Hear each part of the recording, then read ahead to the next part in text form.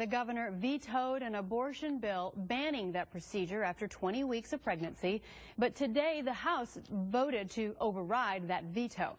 Channel 7's Janelle Lilley is live at the Capitol to explain why a vote that was not expected to be close came down to the wire. Janelle? Well, that's right, Christina. In the end, the speaker, who had never actually voted on the bill itself, was joined by 2 Democrats and all of the Republicans voting to override the governor's veto. Now, you may remember just last week, this bill got 80 votes.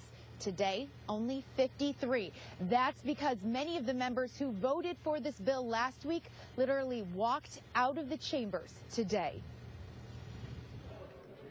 Shortly after the House convened, the governor's veto letter was read. House Bill 1037, if it became law, would squarely contradict Supreme Court precedents. Privilege matters. But less than a minute later, a point of privilege by that bill's sponsor, Representative Andy Mayberry. Yesterday, Mayberry and others were confident they had the votes to override.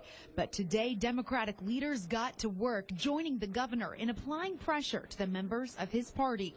Mayberry learned his votes were dwindling early this morning, so he wasted no time. It just felt like had a greater possibility of passing the sooner it ran.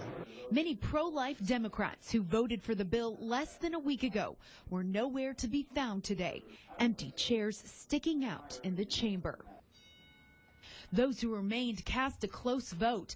51 were needed. They got 53, including the Speaker and 2 Democrats, Jody Dickinson and John Catlett. It took a lot. It took a lot of courage, and I'm very, very grateful for them to do so. Catlett said leaving the chambers to avoid a tough vote isn't what he was elected to do. I feel like the voters of my district sent me here to vote, and that's I've always tried to vote on every issue. But voting against a governor he respects in a party he's loyal to wasn't easy. In fact, it's one of the most difficult votes this 2-term Democrat has made. It's probably one of the hardest that I've had to make.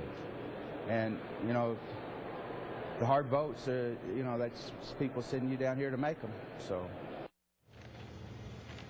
The Senate will attempt to take the last steps to override the governor's veto tomorrow. 18 votes are needed in the Senate chambers. Last week, this bill got 25, but it's clear that after today, both sides are fighting for every vote. Live at the Capitol, Janelle Lilley, Channel 7 News. Very interesting proceedings there today.